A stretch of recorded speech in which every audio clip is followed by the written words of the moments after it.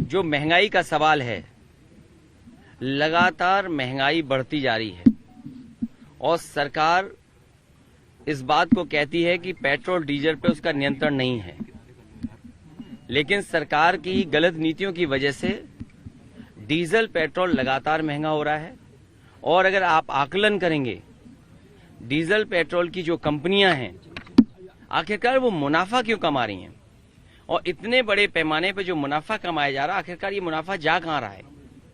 अगर ये मुनाफा गरीबों के लिए इस्तेमाल हो रहा है तो अच्छी बात है, किसानों की खुशहाली के लिए इस्तेमाल हो रहा है तो अच्छी बात है, लेकिन लगता ये है कि जो डीजल पेट्रोल और गैस की कीमत बढ़ने से जो मुनाफा हो रहा है, वो बड़े बड़े उद्योगपति, बड़े बड़े कारोबारी, उनको लाभ पहुंचाने के लिए सरकार ये फैसला ले रही है। और ये पहले से पता था, जनता के बीच में ये बात रखी थी कि जैसे ही चुनाव खत्म होगा ये सरकार महंगाई बढ़ाएगी और महंगाई लगातार इस सरकार में बढ़ेगी।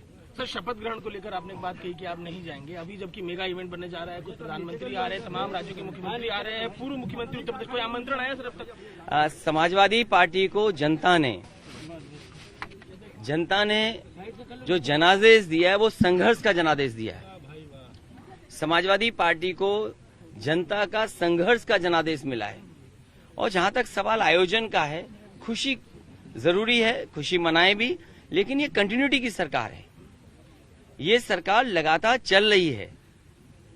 और जो सरकार 5 साल में कोई ऐसा स्थान न बना पाई हो जो उन्हें प्रेरणा दे सके, कम से कम समाजवादियों का काम उन्हें प्रेरणा देगा कि आने वाले समय में ऐसा काम करें। चुनाव परिणाम में देखने को मिला था कि मायावती जी का वोट फाड़ दिए गए, कई समाजवादी ये पर्चे नहीं दाखिल कर पाए। भारतीय जनता पार्टी गुंडागर्दी, भारतीय जनता पार्टी गुंडों का सहारा लेकर के लोकतंत्र को खत्म करने में लगी है। और ये पहला उदाहरण नहीं है, याद कीजिए वो लखीमपुर में जिस समय बहनों के साथ जो व्यवहार हुआ था, उनके कपड़े छीन लिए गए थे, उनकी साड़ी खींच ली गई थी, कपड़े फाड़ दिए गए थे। और इसी तरह जो कल हुआ है एटा में, भारतीय जनता पार्टी लोकतंत्र में अपना बहुमत सिद्ध करने के लिए गुंडई पर उतर आई है। और आखिरकार डीएमएसपी क्या कर रहे थे, उतनी खड़ी हुई पुलिस क्या कर रही थी? ये पूरी की पूरी सरकार की साजिश थी। डीएमएसपी पूरे मिले हुए थे, अगर डीएमएसपी नहीं मिले होते तो शायद ये ऐसा नहीं होता। सर, मायावती जी का पूरा वोट परसेंट शेयर हो गया था जिस तरह की दिखा चुनाव परिणाम में बीजेपी की तरफ, लेकिन कल वो ट्वीट करके कह रही है कि सपा ही मिली हुई है, नेताजी की भी उदाहरण वो दे रही थी।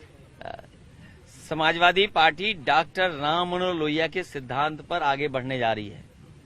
जो सिद्धांत उन्होंने दिया, आज भी असमानता बड़े पैमाने पे बढ़ी है, गैर बराबरी बढ़ी है। आर्थिक रूप से देखिए आप, कुछ लोग तो कितने आगे बढ़ते जा रहे हैं, वहीं आप गरीब को देखो, उसे अनाज पर जीवन यापन करना पड़ रहा है। और यूथ कितना निराश हुआ है। जब तक अर्थव्यवस्था नहीं बदलेगी तब तक यूथ को नौकरी नहीं मिलने वाली। वही यूथ जो पिछले 3 साल 4 साल से इंतजार कर रहा था कि उसे नौकरी और रोजगार मिलेगा, सरकार के सामने चुनौती भी है कि आखिर सरकार इतनी नौकरी रोजगार कैसे देगी।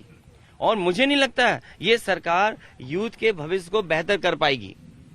आपने करहल का डिसीजन लिया है आजमगढ़ के ऊपर, क्या मैसेज देना चाह रहे हैं? समाजवादी पार्टी को संघर्ष का जनादेश मिला है और सदन में रहने का मौका मिला है। सदन से लेकर के सड़क तक समाजवादी पार्टी अपने कार्यक्रमों सिद्धांतों को लेकर के आगे बढ़ेगी। सर, आप जिन जगहों से चुनाव लड़े हैं, अगर आपने सीट छोड़ी है, पारिवारिक संबंध रखे, हमेशा परिवार के लोग वहां पर जाके लड़े हैं, तो क्या आजमगढ़ छोड़ रहे हैं? आपकी पत्नी ये आजमगढ़ के लोगों से मेरी बातचीत हुई थी, वहाँ के कार्यकर्ताओं नेताओं से बात हुई है।